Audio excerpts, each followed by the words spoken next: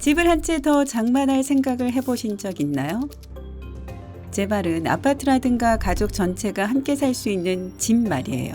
만약 그렇다면 말하기는 쉬워도 실행하기는 어렵다는 걸 알고 있을 거예요. 특히 대도시라면. 어디든 집값이 하늘을 찌르기 때문이죠. 인구 과잉은 말할 것도 없고요. 하지만 생각해보세요. 중국에는 말 그대로 빈집이 수백만 채나 있답니다. 정착하기 딱 좋은 것 같다고요? 글쎄요, 꼭 그렇진 않나요? 그 이유가 여기 있습니다. 차근차근 시작해볼까요? 저는 다소 큰 도시에 살고 있는데 여기 집값은 매우 높은 편입니다. 다른 많은 사람들처럼 현재는 아파트에서 새로 살고 있지만 최근 들어 언제든지 저를 집에서 쫓아낼 수 있는 집주인에게 돈을 줘야 한다는 사실에 짜증이 나기 시작했어요. 그래서 다른 방법을 찾기 시작했습니다. 저는 독신이고 꽤 자유로운 사고를 하는 편이라 다른 도시나 다른 나라로 이사하는 것도 불가능하다고 생각하진 않거든요. 웹서핑을 하다가 우연히 중국에 대한 뉴스를 접하게 됐습니다. 정확히 말해서 무려 5천만 채의 빈집들이 주인을 기다리고 있다는 뉴스였죠. 어떻게 된 거지? 궁금해졌어요. 5천만 채라니 실감이 안 날 만큼 큰 숫자잖아요. 거의 유럽의 작은 나라 전체 인구 수준이에요. 저는 그 문제에 대해 자세히 조사하기로 했고 발견한 사실에 상당히 충격을 받았습니다. 실제로 중국에는 거의 비어있다시피 한 도시들이 있습니다. 하지만 이상한 점은 이 집들은 모두 주인이 있다는 사실입니다. 어떻게요? 궁금하시죠? 저도 그랬어요. 답은 꽤 간단합니다. 중국인들은 부동산 사재기를 엄청나게 합니다. 이 거대한 단지에 있는 많은 아파트의 대부분은 누군가의 두 번째 아파트이거나 심지어는 세 번째 아파트입니다. 물론 아무도 살지는 않죠. 그 사람들에게 가족과 함께 사는 주 거주지는 따로 있으니까요. 두 번째 아파트는 성인 자녀에게 주고 세 번째 아파트는 만약을 위해 비워둡니다. 그래서 제3의 집이 모여있는 지역은 인적이 드물어 보이는 거죠. 이런 현상은 국내 총생산, GDP가 높은 나라에서는 있을 법한 시나리오고 중국도 당연히 여기에 해당됩니다. 하지만 중국인들의 부동산 쇼핑에 대해 듣고 너무 놀라서 평범한 중국인들이 실제로 얼마나 많은 돈을 버는지 알아봤는데요. 놀라운 사실은 중국 회사의 연봉이 그리 높지 않다는 겁니다. 예를 들어 스타티스타닷컴에 의하면 2017년 전국 평균이 74,318 위안으로 약 1,100만 원 정도라고 말합니다. 제가 알기로 새 아파트의 가격은 제곱피트당 약 30만 원 정도에서 시작하는 걸로 알고 있어요.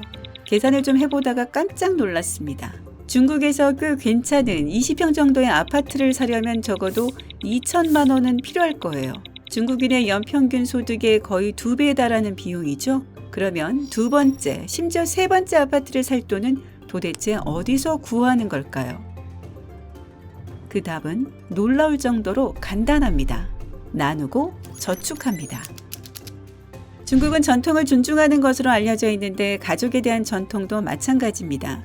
중국에서 아이들은 엄밀히 말하면 결혼의 산물이기 때문에 부부가 아이를 가지려면 먼저 결혼을 해야 합니다. 그리고 신혼부부는 당연히 살 곳이 필요하고요. 여기까지 이해되죠? 좋아요. 요점에 접근하는 중이에요. 솔직히 말해서 작은 아파트에서 가족 전체, 부모님, 배우자, 아이들과 모두 함께 사는 것은 끔찍할 수도 있습니다. 자신만의 공간이 절실히 필요하겠죠. 하지만 평균 연봉을 기억하세요. 충분히 벌고 생활비가 싼 도시에 산다면 그나마 대출이 해결책이 될 겁니다. 비용을 혼자 충당해야 한다면 말이죠. 전통적인 사회로서 중국은 가족 간의 유대가 매우 강합니다. 만약 가족에게 아파트를 사는 데 필요한 비용을 좀 부탁한다면 기꺼이 도움을 주려 할 겁니다.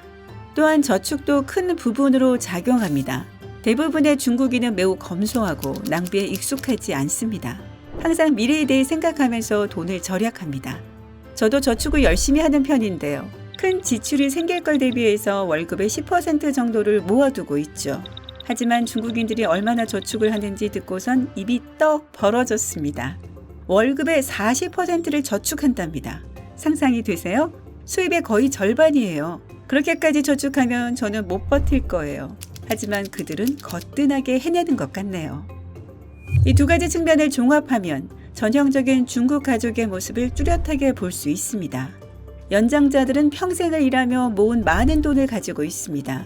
청년 계층은 일을 하고 저축을 하다 때가 되면 새로운 집을 사기 위해 가족의 도움을 받습니다. 필요한 자원을 가지고 있는 거죠. 이렇게라면 두 번째 집은 이해가 가네요. 하지만 설명이 되지 않는 세 번째 집은 왜 필요한가입니다. 비워두려고요? 혹시 모르니까요? 도대체 왜죠? 이것을 이해하기 위해 중국의 문화 사회적 생활을 더욱 깊이 파고들어 봤습니다. 그리고 마침내 답을 찾았죠. 1979년 시작된 한자녀 갖기 정책은 중국을 매우 애매한 상황으로 몰아넣었습니다. 이 정책 때문에 현재 중국에는 여성보다 남성의 수가 훨씬 더 많아서 남성들이 주택 문제를 모두 떠안은 꼴이 되어버렸습니다. 젊은 남자가 결혼을 하려면 자신의 재산 포트폴리오에 적어도 아파트 한 채 정도는 들어있어야 약혼녀의 부모 입장에서 그를 딸의 신랑 후보로라도 여겨줄 법한 상황이 되어버린 겁니다. 전통주의자들이라고 했었죠. 그래서 아들을 둔 가정에서는 자녀 출생 직후부터 바로 돈을 모으기 시작합니다. 나중에 아들에게 별도의 집을 제공할 수 있도록 말이죠. 아파트가 한 채가 아니라 두 채라면 가정을 꾸릴 확률이 높아집니다. 바로 그겁니다. 드디어 답을 알아냈어요. 사람들이 집을 여러 채 구입한 이유는 자녀들, 특히 아들들에게 더 나은 미래를 주기 위한 거였습니다. 하지만 한 가지 더 고려해야 합니다. 만약 지방정부의 이익이 없었다면 주택 공급도 그렇게 빨리 증가하진 않았을 겁니다. 아시다시피 지방정부는 성장하는 부동산 시장에서 상당한 몫을 얻습니다. 부동산 시장이 커지고 더 많은 사람들이 구매를 할수록 GDP는 더 높아지고요. 그러면 이런 성과에 대한 보상으로 지방정부 관리들은 승진을 하게 되죠. 윈윈인 것 같네요. 하지만 사실 이러한 성장은 다소 인공적이라 건물로만 가득한 도시는 언제 터질지 모르는 거품과도 같습니다. 다시 말하지만 5천만 채 이상의 집이 실거주자가 없는 상태입니다. 단지 확실한 미래를 위해 구입됐을 뿐이죠. 이로 인해 더 많은 불행한 사람들이 집을 구할 기회를 잃게 됩니다. 비좁은 아파트에 사는 많은 사람들은 기약 없는 기회를 기다리며 열심히 일하는 것밖에 도리가 없죠. 하지만 제가 이 빌딩 붐을 믿게 된 이유가 하나 있습니다. 중국에서 사람들이 살지 않는 신도시 지역을 유령마을이라고 불렸던 세계신문의 헤드라인이 얼마나 많았는지 기억하세요? 몇 년 전의 일이긴 하지만 지금도 종종 이런 기사가 나곤 하죠. 그런데 그건 전혀 사실이 아니었어요. 물론 그 당시에는 사람이 거의 살지 않았습니다. 이주한 사람들이 아직 아주 적었으니까요.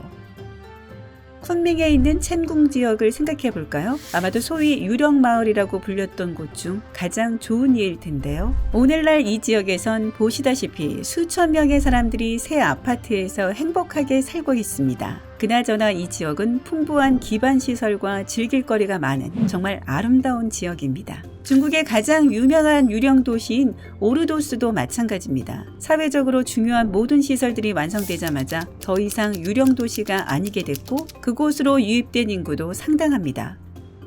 정부 당국에 따르면 현재 15만 3천 명 이상이 이 지역에 살고 있다고 합니다. 물론 만족스러울 정도의 인구는 아니겠지만 더 이상 유령 도시라고 할 수는 없겠죠.